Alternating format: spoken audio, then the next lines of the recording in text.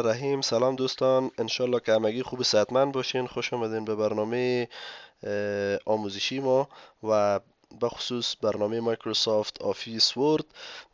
ما در ویدیو قصد داریم که برای شما شیوه دیزاین کردن داکومنت یاد بتیم که شما داکومنت خود اگر متن درج میکنین یا یک اشکال درج میکنین یا یک کور پیج درج کرده باشین چه قسم یا چگونه میتونین که شما استایل از او تغییر بتین یا دمس از او تغییر بتین و یا ای که شما در عقب زمینی از یک واترمارک یا یک متن که به صورت خیره نوشته می شده باشه، مثلا تهیه کننده شرکت تجارتی فلان جار، شما اینجا میتونین که نوشته بکنین و این کار توسط چی میشه؟ توسط منیوی به نام دیزاین میشه. خب قبل از اینکه ما شروع بکنیم جزئیات زیرا میریم اول در منیوی انزرت یک کور پیج درج میکنیم که به صورت واضح‌تر ما بتونیم همون تغییراتی که ایجاد میشه را مشاهده بکنیم. ما طور نمونه یک ازیا را انتخاب میکنم، مثلا ایش انتخاب میکنیم، بعدش میم وارد منیوی دیزاین میشیم. در منیوی دیزاین اولین گزینه‌ای که وجود داره البته در تب داکومنت فورمتینگ به نام دمس است. در بخش دمس وقتی که شما بین دمس داکومنتتان البته محتویاتش متنش استایلش ببینین مکمل کلش میتونه از اینجا تغییر بده. اگر یک از رو شما انتخاب کردین و خوشتان نامد میگین پس حالت قبلی بیا، باز پایین تر مین در یک گزینه وجود داره به نام reset to dim from template. پس ریستش میکنه به حالت قبلی که تمپلیت ما وجود داشت. و اگر براوز فور دمس هم میزنین برای ما جستجو میکنه دمس های پیشرفته تری که اگر در داخل کامپیوتر ما باشه ما دمس مورد نظر خود از جای پیدا کرده و اپلای میکنیم بالای داکومنت خود.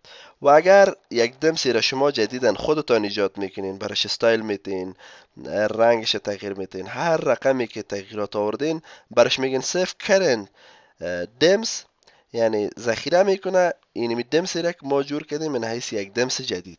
سیف کردن دمس به این معنا که اونمو دمسی که ما ایجاد کردیم او را ذخیره میسازه در گالری دمس ها. موضوع بعدی که در جمعه به نام داکومنت فورمتینگ است. داکومنت فورمتینگ تایتل ها را هم میتونه که برای ما تغییر بده. تایتل های متن ما را ببینین به صورت پریویو هم یا لایو برای ما نشان میده. صحیح، یعنی هر کدامش که مناسب می باشه به داکومنتتان امو را انتخاب میکنیم. موضوع بعدی ما کالر است. کالر امی پنجره را میتونیم که ما تغییر بدیم یا هم صفحه نمایش کالرش ما تغییر بدیم. به صورت لایو هم ما میتونیم اینجا مشاهدهش بکنیم. گزینه دیگه که وجود داره فونت است. فونت استایل خط ما را تغییر میده یا استایل متن ما را. اگر متن شما فارسی می باشه یا انگلیسی می باشه از اینجا هر اقسام مختلف استایل ها است یا از طریق کستمایز فونت میرین و فونت مورد نظر خود انتخاب بکنین، استایل به مولد تغییر میکنه. موضوع دیگه که در اینجا وجود داره به نام پاراگراف اسپیسینگ است. فاصله بین پاراگراف هاست، قسمی که در تصویر معلوم میشه. نو پاراگراف اسپیس کدام فاصله بین پاراگراف ها نباشه و کمپکت است، کمکی زیادتر کمکی یک فاصله بینشون ایجاد میکنه. اگر تایت باشه یک کمکی از زیادتر و هم تو بردیف اگر دبل باشه به اندازه دو لاین در وسط دو خط ما میتونه که فاصله ایجاد بکنه. خب من هم در صفحه بعدی یک متن درج میکنم در قسمت مساوی RAND.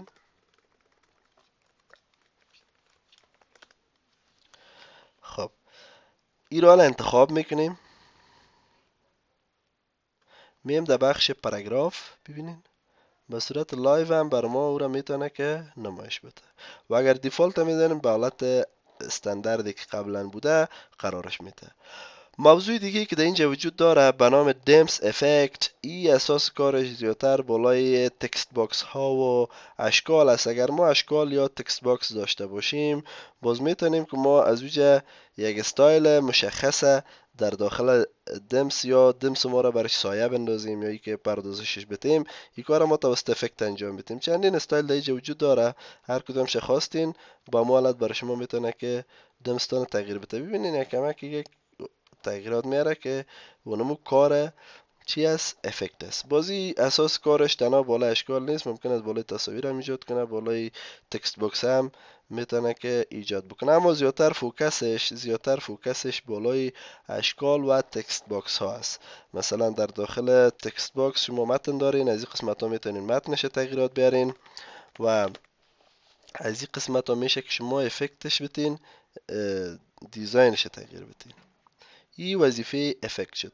اگر شما همی تغییراتی را که آوردین مناسب است و خوشتان آمد، مین ست از دیفالت میگین که همو به حالت استاندارد یا اساسی یا تهدیدی ذخیره شوه بر همیشه و شما بتونین که از او استفاده بکنین. ولی من نمیخوایم که کار شوه، میریم پیش موضوع بعدیش اشاره میکنیم که به نام واتر مارک است. واتر مارک قسمی که شما در صفحه نمایش میبینین، در عقب متنتان یا در صفحات نمایشتان یک کلمه مشخصه یا یک موضوع مشخصه میتونه در تمام صفحات قرار بده. این به خاطر محافظت داکومنت شماست که مبادا داکومنت شما مورد دستبرد قرار بگیره و اطلاعات شما کاپی شوه و شما نتونین که از اطلاعات خود مستفید شوین. یعنی به این معنی که ممکن یک راه درآمد از داکومنت شما بوده باشه، باز مردم داکومنت شما را کاپی بکنه و به نفع خود استفاده بکنه. این گزینه ها میتونه که داکومنتتون حفظ بکنه و کسی نتونه که از چپتری که شما تهیه کردین کاپی بگیره و اگر کاپی میگیره نام شرکت شما یا مؤسسه شما هر چی که باشه در رقم نمایش داده میشه، باز میفهمن که کی ساخته و کی تهیهش کرده. خب اینال شما اگر از این گزینه استفاده کردین don't copy یعنی کسی حق از این نداره که کاپی بکنه. یا اگر از این گزینه کارتان نامد، میشه که شما بین در بخش کستوم واترمارک. خب یک گزینه دیگه اینجا قبلش وجود داره که از طرف مایکروسافت ممکن است قرار داده باشه که فعلا نیست. ما بالای کستوم واترمارک میریم، به اختیار خود یک واترمارک میخوایم ایجاد شه. نو واترمارک فعلا کدام واترمارک یا عقب زمینه متنی که ما میخوایم وجود نداره یا تصویر. پیکچر واترمارک به صورت پیکچر یا تصویر میخواین باشه یا میخواین که متن باشه. من میگم به اساس متن یک چیزی رو نوشته میکنیم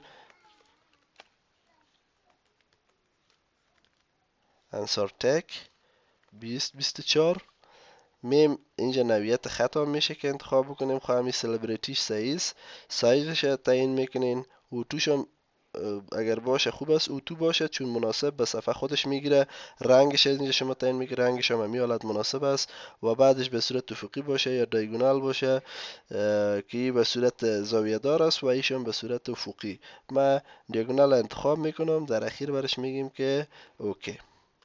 ببینید ما تونستیم که امور وارد برنامه ورد بسازیم، وارد صفحه خود بسازیم. موضوع بعدی که دیگه وجود داره پیج کالر است. ما کالر صفحه خود میتونیم تغییر بدیم به صورت نمایشی.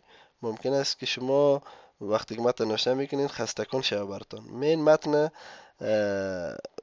ببخشین سفر از اینجا رنگش میتونین که تغییر بدین. رنگش سیاه میگیرین و متن اتومات خودش رنگش چی میکنه؟ سفید. چرا؟ ما قبلا سر از گپ زده بودیم اگر در بخش فونت بین و متنتان به صورت اتوماتیک باشه، متن چی میکنه؟ مستقیما خودش سفید میسازه. خب حالا ما میم در بخش فایل اگر پرینت میگین شما، پرینت باز به صورت عادی پرینت میکنه، نه به این معنا که شما حال رنگ پنجره را تغییر دادین باز به مو حالت حفظش بکنه. مگر ای که شما مین از قسمت پروپرتیز یا از قسمت آپشن او را تنظیمات شیار میسازین که رنگ عقب زمینه را هم چی بکنه؟ پرینت بکنه. رنگ عقب زمینه را اگر شما تغییر میداده باشین او را هم پرینت بکنه. مثلا اگر ما بیام در بخش آپشن، در بخش دیسپلی میریم، سعی کنین اینجا گزینه یک وجود داره به نام print background color and image. اگر ما در بک‌گراند داکومنت خود کدام رنگی را یا تصویری را قرار میداده باشیم اونمو را هم بر ما چی میکنه؟ پرینتش میکنه. خب حالا از اینجا بیرون میشیم، میاییم ما دوباره وارد منیوی دیزاین میشیم. بعد از پیج کالر ما پیج باردر داریم. در بخش پیج باردر بسیار موضوعات جالب است که شما میتونین در 4 دور یا 4 طرف صفحه نمایش خود یکی از اشکال یا خطوط بگیرین و او را محدود بسازین. سعی کنین به شکل. یا اگر این مناسب نبود میشه که شما اندازش از تغییر میتین، رنگش از این قسمت تغییر میتین.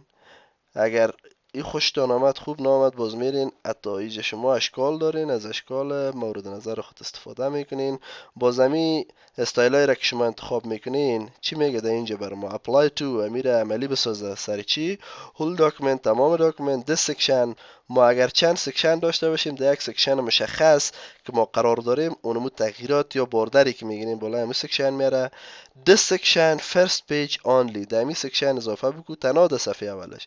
this section all except first page در این سکشن تنها صفحه اول نمیگیره دیگه، مکمل صفحات هرچی که باشه را کل همزمان میتونه که عملی بکنه.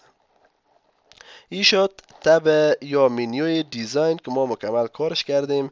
انشالله ویدیوی بعدی ما در رابطه به منیوی لیاوت است. شما ویدیو را تعقیب بکنین و آموزش ها را حتما ببینین و کانال هم سابسکرایب بکنین تا که ما بتونم ویدیوی بعدی را هم برای شما تهیه بکنم.